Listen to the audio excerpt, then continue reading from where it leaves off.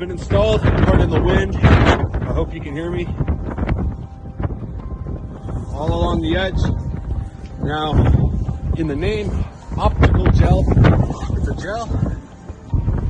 Optical because optical illusion. It works in 3 separate ways. One is smell. The smell that it gives off deters all birds, creating an unsafe environment. Optical because the shape of it makes it look like a flame. Again, creating an unsafe environment, stopping them from landing. But then you always get those stubborn birds that will still try to land, still inspect, and even try to eat it. But the moment that they touch it, they'll understand that it's dangerous for them and the area is unsafe, and they will fly away.